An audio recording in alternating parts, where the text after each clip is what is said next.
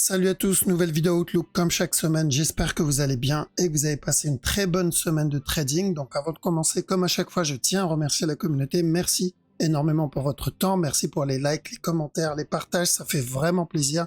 N'hésitez pas à me suivre sur Twitter, comme ça je vous tiens au courant si je dois faire une petite mise à jour sur le Bitcoin. Et sans plus tarder, on va attaquer la vidéo, let's go.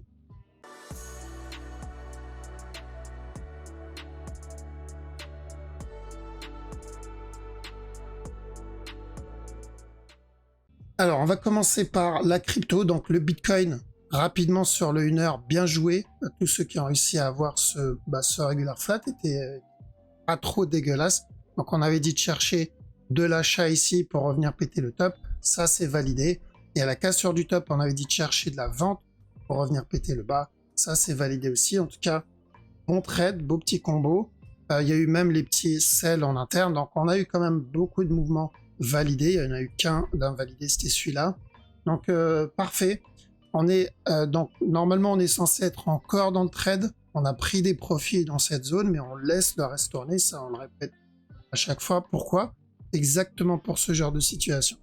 Voilà pourquoi je dis toujours on prend des profits et on laisse le reste tourner. Ça, on laisse toujours quelques positions pour pouvoir profiter de ce genre de situation. Donc si la structure décide de nous donner juste notre petit régular 1 heure et de se retourner, bon bah on a pris un petit régular 1 heure et quand elle se retourne, bah on a pu sortir vu qu'on a notre break-even de poser. Mais si la structure décide de nous donner une structure beaucoup plus grande, donc un moment beaucoup plus grand, time frame au-dessus, bah on est dans le move et on va pouvoir profiter de ce drop aussi, ou de ce up si un. Donc autre zone pour prendre des profits, c'est important de prendre des profits dans cette zone. Pourquoi? Parce que certes on a invalidé parce qu'il y avait deux scénarios, hein, je rappelle, c'était ou la correction de ce up, donc correction et ensuite un up, ou sinon le running flat, donc le A, le B, le C, et ensuite un up. Donc le premier scénario ici, bon, clairement invalidé vu que on a eu le mouvement agressif, et le mouvement agressif du coup il correspond plus au deuxième scénario. Donc les deux scénarios annoncent la même direction, pardon. Donc les deux scénarios annoncent la même direction, le même objectif. C'est juste l'amplitude qui change, l'amplitude de la structure qui va changer. Donc, vu que on est dans le risque d'un running flat ici, c'est pour ça que ceux qui sont dans le sell du régular qu'on a pris au plus haut, bah, c'est une bonne zone pour prendre des profits, pour se protéger de ce running. D'accord? Donc, est-ce que je dois rentrer à l'achat ici? Alors déjà, moi, sachez que je ne coupe pas mon sell pour le moment. Le sell, je le laisse.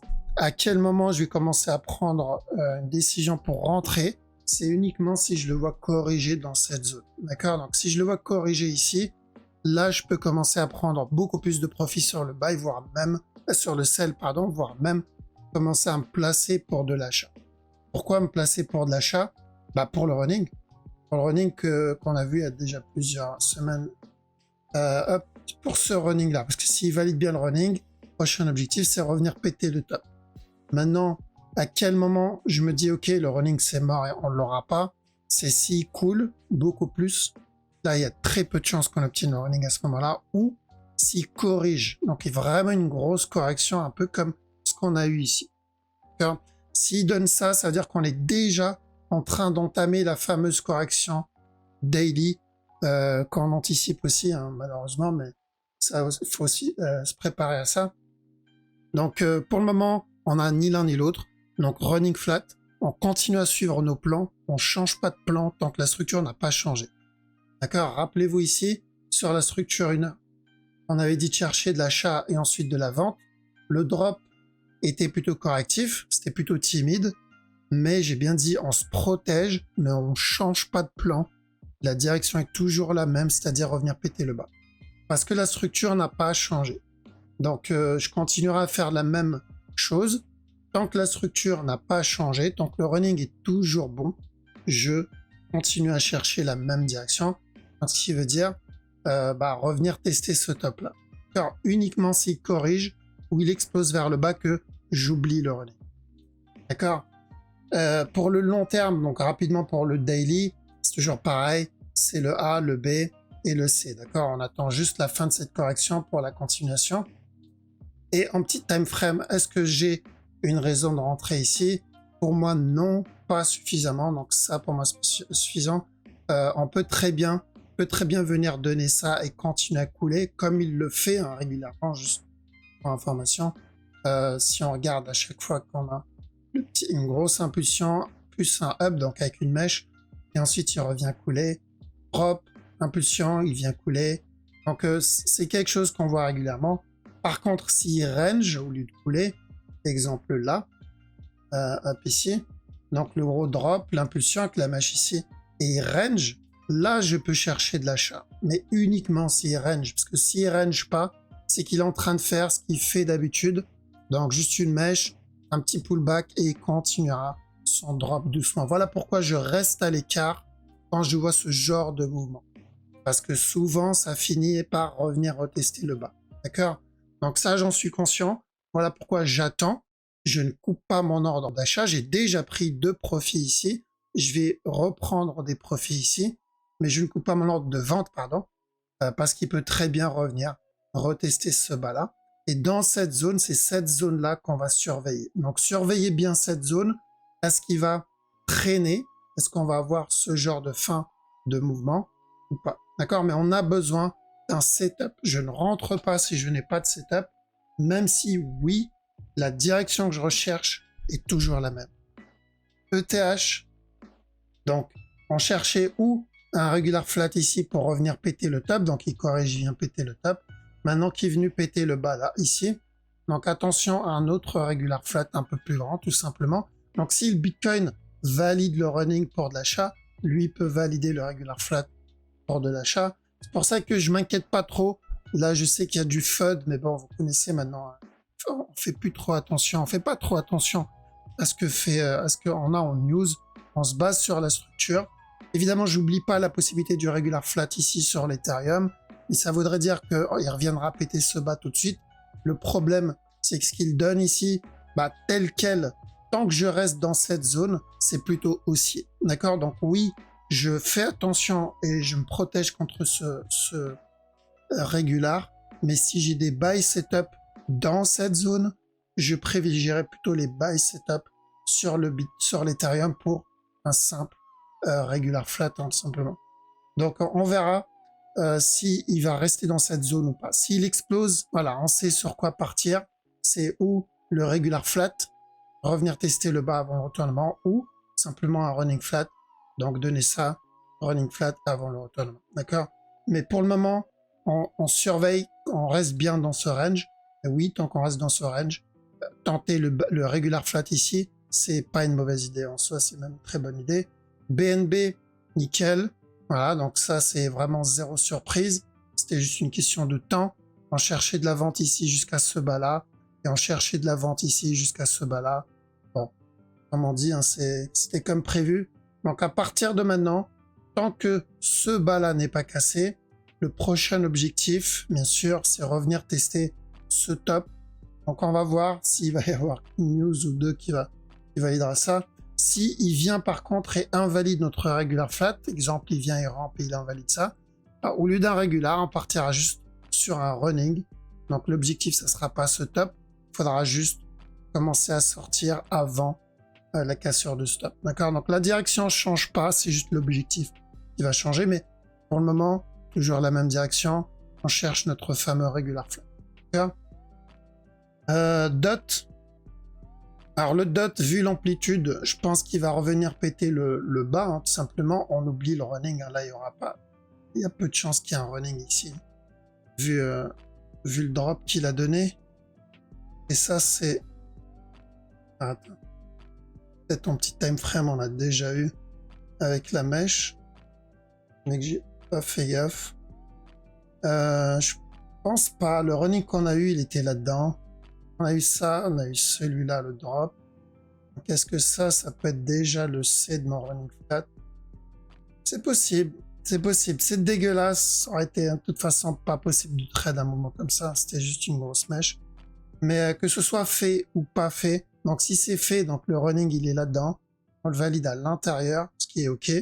Mais si ce n'est pas ça le running, on n'aura pas de C. Quand on n'aura pas de C, il y a de bonnes chances qu'il revienne tester ce bas-là. Et s'il vient péter le bas, donc ça on l'a déjà vu, c'est le running plus gros, celui-là. Le A, le B, le C, et à la cassure du bas, on ira pour ce running-là, tout simplement. Voilà, l'analyse n'a pas changé, au final c'est la même chose. EGLD, on est revenu péter ce bas. J'ignore la vente ici, d'accord? C'est très simple, hein. Là j'ignore la vente sur ce genre de mouvement. Je tente à chaque nouveau plus bas des buy setup, pas to the moon. Bien sûr, le but c'est pas d'aller je sais pas, 80 100, c'est juste running flat ici, le même running qu'on cherche depuis un petit moment, le A, le B et le C. D'accord? S'il donne plus, tant mieux, mais déjà, on vise ça. Sol c'est bon aussi. Donc on avait dit tant que ce top n'est pas cassé, va pour le running flat, revenir péter ce bas là, ici. Donc ça c'est fait. On peut tracer la petite trend là-dedans. Tant qu'on est en dessous de la trend, je dirais même en dessous de ce top là, c'est encore baissier, d'accord? Je vois pas vraiment de up ici. Je ne néglige pas la possibilité d'un regular flat ici, évidemment. Mais le problème avec le sol, c'est ce régular. Alors, j'ai vraiment un gros régular baissier en daily, quasiment, en fait. J'ai envie de dire, c'est presque du daily. Ouais, c'est du daily. Donc, oui, ça peut être aussi un regular flat. Donc, ça comme A, ça comme B, ça comme C. Mais dans ce cas, je préfère qu'ils viennent péter la trend, commencer à corriger. Tant qu'ils me donnent pas ça, donc vraiment une belle correction, une structure qui m'indique voilà, je veux continuer à monter. Je reste vigilant avec le sol du régular, du gros régular. Le VET, bon, on l'avait vu et on l'a dit la dernière fois, s'il vient donner un mouvement agressif comme le DOT, c'est qu'on oublie la structure est moins propre, d'accord? Et là, la structure est toujours le régular est toujours possible, donc le A, le B, le C ici, mais c'est beaucoup moins propre. Vraiment, je serais pas étonné de le voir revenir péter ce bas-là et partir pour un running plus tard. D'accord? Le move est beaucoup trop agressif, on s'éloigne de la correction ici. Donc, bien sûr, je suis obligé de respecter les règles, et ma règle, c'est quoi? C'est, tant que ce bas n'est pas cassé, eh ben, je cherche des buy setup. Chercher des sell setup à un low, dans tous les cas, c'est pas une bonne idée. Et en plus, encore pire, s'il y a un potentiel régulier. Donc, chercher des sell setup, chercher de la vente à je crois que c'est quasiment un all-time low en plus. Non, pas un all-time low, mais c'est un low daily, voire même weekly. Donc, chercher de la vente à un low, c'est pas une bonne idée. Et surtout, chercher de la vente à un potentiel regular flat, c'est pas une bonne idée non plus. Donc, oui, je privilégie plutôt le regular flat. Et sur le long terme, c'est toujours pareil aussi. Là, pour moi, on est sur une fin de structure, doucement, mais sûrement, que ça soit avec un flat ici, regular ou running, peu importe, mais à chaque nouveau plus bas, le but, c'est de choper le gros retournement. Donc, long terme en mode invest, le VET est plutôt propre. C'est l'interne qui est maintenant un peu moins propre. Mais oui, on surveille et on respecte la règle. D'accord? Ça comme A, on considère ce moment-là comme B. Pourquoi je dis on fait attention? Parce que un flat, ça ne veut pas forcément dire qu'on va avoir un régular, ça peut être un running aussi. Donc ici, on a eu un A, ici, on a eu un B, rappelez-vous. Il a quand même cassé ce bas-là. Donc, mais nous, par règle, on est obligé de suivre cette structure en tant que flat. Ok, donc A, B, on va voir s'il casse. S'il casse, on ira pour un running. S'il casse pas, on ira pour un regular flat. Le problème avec ça, c'est que c'est des structures de continuation. Si c'est un regular flat, ça veut dire que ça va être un drop. Si c'est un running flat, ça veut dire que ça va être un drop. Donc ça, faut le garder en tête, que même si on obtient cette petite impulsion, bah c'est encore baissier sur la structure 4 heures. À weekly, c'est bien sûr, comme je dis, hein, c'est plutôt la fin d'une structure pour un retournement, mais 4 heures, 1 heure, c'est encore baissier. Litecoin, bon, comme on a dit, on sort les merguez et les tentes. Donc à la cassure de stop, on a dit de chercher de la vente pour un running. Et tant que ce bas n'est pas cassé, dans cette zone, On tente les buy setup s'il donne des buy setup pour un retournement. Bon, là, vous imaginez bien avec l'amplitude qu'il a donné, il y a eu 0 buy setup, hein, il y a eu un gros drop derrière, donc pas de buy là. Et cette impulsion-là a clos le débat. Donc le buy cassé, ce qui fait que maintenant on se retrouve avec deux possibilités. Donc le premier scénario, c'est un expanding. Et vous connaissez mon point de vue sur les expanding. C'est possible, d'accord, c'est possible, c'est une structure qu'on connaît, c'est une structure qui existe. Donc si c'est le cas, il n'est pas censé corriger, il est censé directement passer le top. L'autre scénario, c'est qu'on obtient une correction. Et s'il nous donne une correction, ben on risque un A ici, on risque un B, et ensuite revenir donner un plus bas pour un C. Et là, on pourra avoir peut-être un plus gros flat, une plus grosse structure corrective. D'accord? Donc attention, Litecoin, bien sûr, sur le long terme, c'est une structure qui est plutôt propre, que ce soit pour un plus gros flat, un up, un drop avant le gros retournement, ou que ce soit pour directement la cassure du bas pour ça, comme correction, et ensuite le gros retournement.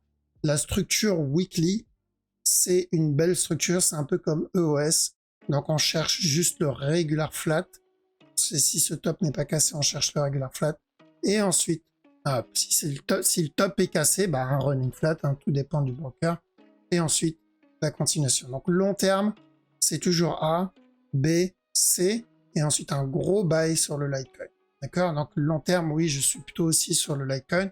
C'est juste l'interne maintenant que le buy cassé. Bah, est-ce qu'on va venir valider ça comme une correction, vu qu'on a invalidé le running, et ensuite un drop, ou on va partir sur une nouvelle structure corrective avant le push. D'accord? Je ne supprime pas l'expanding, mais je ne vais pas trade un expanding. Alors, je ne trade pas. S'il valide l'expanding, bah, je l'aurais pas pris en tant que. D'accord? Donc on fait attention, c'est pour cette raison, dans la précédente vidéo, j'ai dit, s'il vient casser ce bas, il va falloir commencer à sortir les tentes et les merguez. C'est pour dire, en gros, qu'il va falloir être patient, parce qu'on va commencer une structure d'une time frame supérieure, au lieu que ça soit une correction 4 heures, on va peut-être entamer une correction daily, voire même peut-être un peu plus. D'accord? Ça veut juste dire ça ne veut pas dire que le Litecoin va tomber à zéro. Non, c'est juste qu'on va avoir une correction plus grande, être plus patient, et ensuite, l'avantage, c'est que bah, on aura une impulsion plus grande. Une fois la correction est terminée, c'est ça qu'il faut se dire, c'est que si on a une correction 1 heure, bah, on aura une impulsion 1 heure, mais si on a une correction daily, on aura une impulsion daily, donc forcément, on va attendre plus longtemps, mais l'impulsion va rapporter beaucoup plus que la time frame en dessous. Donc voilà, c'est un peu le risk-reward, un mal pour un bien ou un bien pour un mal, je sais plus comment on dit, mais plus on attend longtemps, plus le reward sera intéressant derrière. Ok? Donc Litecoin, ça va être en mode stand-by pendant un petit moment, je pense, sauf si par miracle il valide un expanding. Mais là, on est parti pour une belle petite correction, je pense.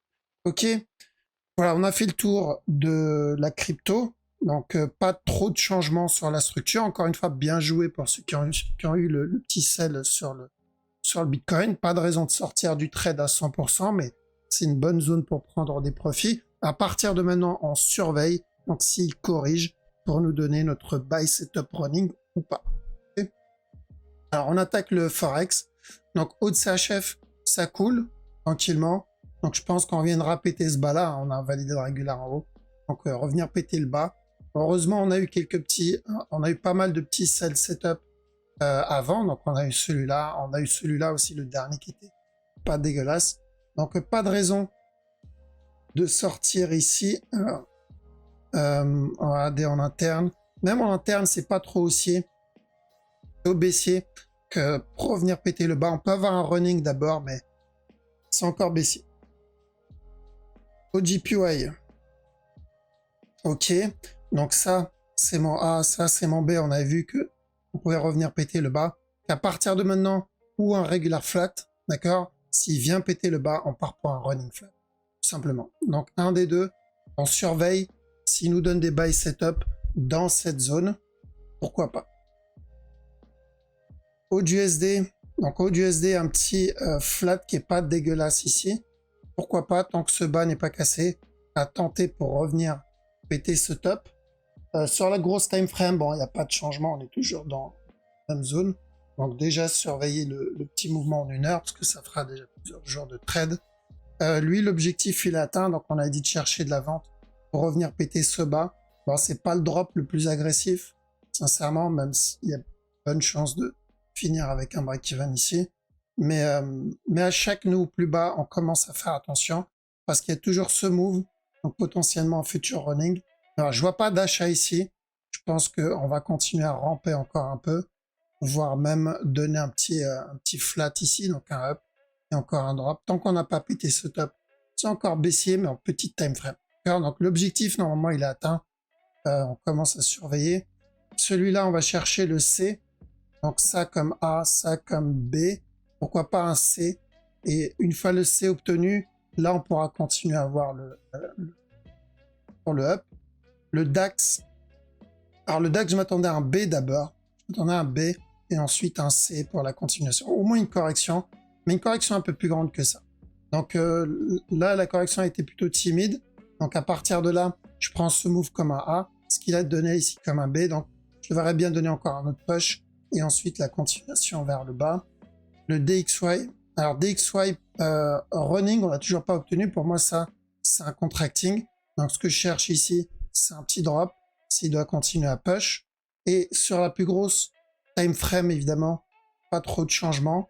Donc tant qu'on n'a pas cassé ce top là, donc le up qu'il est en train de donner, ça peut être juste mon A, mon B, mon C, et ensuite revenir péter le bas encore une fois. Donc tant qu'on est en dessous de ce top, on cherche toujours le même running. Euroad, pourquoi pas aussi le running daily, là on a tenu. Et ouais, ça peut être aussi en interne, mais ça me semble beaucoup trop court pour que ça soit de l'interne. Celui-là, ça je peux le compter comme running, d'accord, mais j'ai pas l'impression que ça soit la même time frame. Je le garde en tête, mais je préférais voir ça et ensuite la continuation. Alors, en interne, bon, on n'a pas grand-chose. Je pense que le move, que s'il y a peut-être un petit flat en préparation ici en 1 heure, ça comme A, B, et un petit drop pour revenir péter le bas. C'est d'1 heure, donc pourquoi pas. On a ensuite donc EuroJPY. EuroJPY, il y a toujours ce C là, enfin ce mouvement-là que je considère comme un A pour le moment. Donc un A, un B. J'ai besoin du C. D'accord, pour le moment, ce qu'il fait là, je le considère comme un C. Donc ce n'est pas invalidé. Et en petite time frame, je pense qu'on aura encore de la vente. Ça comme A, B, C. Et encore un petit push. Bon, c'est du 15 minutes. Hein. De toute façon, on est vendredi. Ça va être compliqué à prendre. Ensuite, EuroNZD. Alors, on se rapproche d'une structure qui commence à fatiguer. Attention ici, un petit drop. Tant qu'on est au-dessus de ce top, on peut avoir encore notre push. Il faudra faire attention à chaque nouveau plus haut. Sur la grosse time frame, j'attends la validation d'un drop ici, donc pour le running, et ensuite la continuation pour ce C là, le running flat. Donc voilà, même direction au final que les dernières fois. Là, je pense que le running on l'a déjà obtenu. Ici, continuation, ça je le considère comme un A, et le A il va falloir qu'il corrige. On a déjà eu un regular flat ici, je sais pas si on l'a vu ou pas, je m'en rappelle plus. Je me rappelle plus si on l'a déjà vu, mais rien en interne. Donc le flat, il a déjà fait. C'était pas dégueulasse, mais il l'a déjà fait. Ok, là, j'aurais même peut-être fait attention à ce potentiel running. Le drop, sauf que le drop était devenu correctif. Cassure du top, là, je pars pour un regular. Donc maintenant que le bas est pété, attention à celui-là, mais c'est pareil, c'est de la petite time frame. Donc tant qu'on n'a pas cassé ce top, on va avoir encore un up et encore de l'avant. Daily, je me rappelle plus du daily où on en était. Ok, daily, ça pue la grosse fin de structure ici. D'accord, ça c'est à chaque nouveau plus haut, on se rapproche d'une fin de structure. Donc c'est où c'est déjà le top de cette structure et on va commencer la grosse correction, ou on va avoir encore un autre push et ensuite on commencera la grosse correction. Donc daily, ce qu'on cherche ici, c'est qu'à chaque nouveau plus haut, c'est le retracement en haut. GBPO de alors déjà, est-ce qu'on a atteint l'objectif? C'était weekly, je me rappelle plus. Non, on n'en est pas loin. Ouais, on n'en est pas loin. Donc on a eu ce A, on a eu le B, ce bas n'est pas cassé, d'accord? Donc maintenant, ça, c'est notre A, ça, c'est notre B, ce qu'on cherchait de la vente au top qu'on a eu. Sauf que le bas n'est pas cassé, on a dit attention, tant que ce bas n'est pas cassé, on va avoir encore un up pour le C, et ensuite, on cherchera de la vente. Donc même direction, toujours le up, et ensuite le drop pour revenir péter ce bas une bonne fois pour toutes. GBP CAD, grosse flèche, oui, pour le running. Donc le A, le B, le C. Donc évidemment, on est plutôt pour de l'achat sur le GBP CAD. Par contre, en petit time frame, donc on cherchait un flat ici, là-dedans. Le A, le B, le C pour revenir de 2 au moins un dernier plus bas. Toujours pareil, on cherche un flat. S'il vient péter le top, on ira pour un running au lieu d'un regular. NZD JPY, alors running ici, ce A, ce B, ce C, et ensuite revenir tester le bas encore une fois tant qu'on reste le top pardon tant qu'on reste dans cette zone. J'ai pas grand chose ici sur le GBP NZD en petit time frame et l'objectif est toujours le même, hein, c'est-à-dire revenir péter le top, donc plutôt de l'achat encore, parce qu'on a quelque chose pas vraiment, peut-être plus en 15 minutes, j'ai l'impression qu'il répète un peu ce qu'il fait là-dedans. Ici, mais ça veut dire que c'est encore haussier. GBP USD, c'est plutôt correctif. Le move est plutôt correctif. Donc on attend qu'il termine cette correction. Et ensuite, revenir tester le bas. NZD CHF, alors daily, en arrière daily, bien sûr, je n'oublie pas le potentiel running ici. Il a déjà cassé le bas, donc j'ignore la vente en gros time frame. Par contre, ça ne veut pas dire qu'on ne peut pas prendre les sells en petit time frame, comme on l'a eu ici. Mais là, on n'a rien. Là, en petit time frame, on n'a rien. Un ni buy ni sell ici. Donc, faire attention, même tant que ce top n'est pas cassé, on peut avoir encore un autre plus bas. NZD USD, pourquoi pas, un peu comme AUDUSD, tant qu'on n'a pas cassé le bas, on peut avoir encore un autre push, revenir tester le top, mais c'est encore baissier, d'accord, là j'ai pas vraiment de buy ici. Daily, on n'a pas été ce bas, par contre daily c'est la même direction aussi, donc ça comme A, on termine le B, une fois le B terminé, l'objectif c'est revenir péter le top, donc plutôt aussi en daily. NZD JPY, alors qu'est-ce qu'on a ici? Ouais, on l'a déjà vu, donc ce move, je le considère comme un A. Ah, attendez, celui-là, time frame plutôt. Ici, donc ça comme un A, ça comme un B. Et on avait dit de chercher de l'achat ici pour le C, donc ça c'est bon. Et ensuite, tant que ce top n'est pas cassé, on cherche de la vente pour venir valider le régular. Le running, pardon. Le problème, c'est que ce qu'il donne là, c'est vachement correctif. Donc, bien sûr, je serais pas étonné de le voir juste venir couler, j'ai déjà vu ça. Mais je suis obligé de faire attention parce que ça, oui, techniquement, je peux aussi le considérer comme un régular. D'accord? Donc, toujours le running, on continue à suivre le plan, mais juste être vigilant contre ce potentiel régular en interne. C'est un peu le même scénario que on a eu sur le Bitcoin, sur le régular flat. Donc, le USD CAD, donc quand on était au top, ici, on a dit de chercher de la vente jusqu'à ce bas là et ensuite faire attention au buy pour revenir tester le top. Genre pareil, il a l'air d'être motivé pour valider ça et donc on a eu un beau petit buy là-dedans. Attention, on peut avoir encore ça et encore un push dans. Enfin, je vois pas encore de retournement sur le USD CAD. On peut évidemment avoir une correction avant d'y arriver, ça veut pas dire qu'on va l'avoir directement, mais on peut très bien avoir une correction avant, ce serait mieux en soit que on ait une correction juste avant. USD 4 c'est validé, donc on avait dit de chercher de la vente et ensuite de l'achat pour revenir péter le top pour un running flat, c'est fait.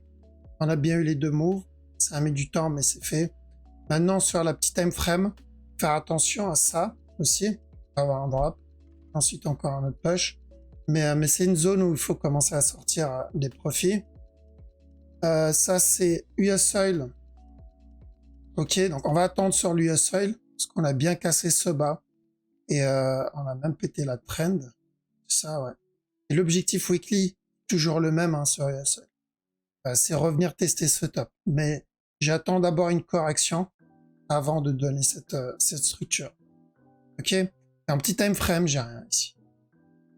C'est en 15, c'est peut-être en 15 minutes. On a déjà eu le bas ici. Donc, correctif. Et encore retester ce bas. Mais ouais, c'est de la petite time frame. Alors, ça c'est le silver. Donc, silver, 4 heures. On a pété le bas ou pas? Non, on n'a pas pété le bas. Alors, je serais pas étonné qu'il vienne le casser. Et s'il le casse, on ira pour un running. D'accord? S'il vient péter le bas, on ira pour un running flat. S'il le casse pas, on ira pour un regular flat. Donc là, le problème, c'est que j'ai vraiment beaucoup de mouvements agressifs. La direction long terme, bien sûr, elle n'a pas changé. C'est plus la petite direction où on a beaucoup de mouvements agressifs et très peu de mouvements correctifs. Et là-dedans, pour moi, ça aussi, c'est plutôt correctif. Donc, faire attention, on peut très bien avoir une continuation encore vers le bas. Et le gold, je vois un début de fin de structure, d'accord? Je vois une structure qui est en train de s'essouffler. Donc ça sera à la limite pour le running, le A, le B, le C, s'il doit continuer à push. L'objectif du gold, faire attention, c'est toujours revenir péter ce top-là. Donc il peut très bien donner une correction avant, ou il peut valider directement la cassure du top. Donc à chaque nouveau plus bas, on fait attention. En 1 heure, j'ai pas de buy setup. Même si oui, je vois une structure qui s'essouffle là doucement. Mais si on veut la faire safe, attendre la cassure d'un précédent top et une correction. Si on veut prendre le buy, mais là, j'ai pas vraiment d'achat sur le silver, surtout qu'il avait invalidé notre régular. Rappelez, ici, il a commencé correctif. Ça s'est carrément invalidé. Et on partira plutôt pour une structure d'une time frame supérieure. Ok, voilà, on a fait le tour. Bon, la vidéo d'aujourd'hui, elle a été un peu plus longue parce que j'ai pris un peu plus de temps sur le Bitcoin, sur la crypto, vu qu'on a eu un gros mouvement agressif. Et je sais que en général, quand on a un mouvement agressif, on a tendance à paniquer. Beaucoup ont tendance à paniquer, donc c'était histoire de rassurer. Donc pour ceux qui ont regardé la vidéo jusqu'au bout, bah déjà bien joué. Vous avez du courage, vous avez plaisir, merci du soutien. C'est ce qui a un impact sur la chaîne. En tout cas, merci les amis pour votre soutien, merci pour votre temps, ça fait vraiment plaisir. Passez un bon week-end, je vous dis à la prochaine.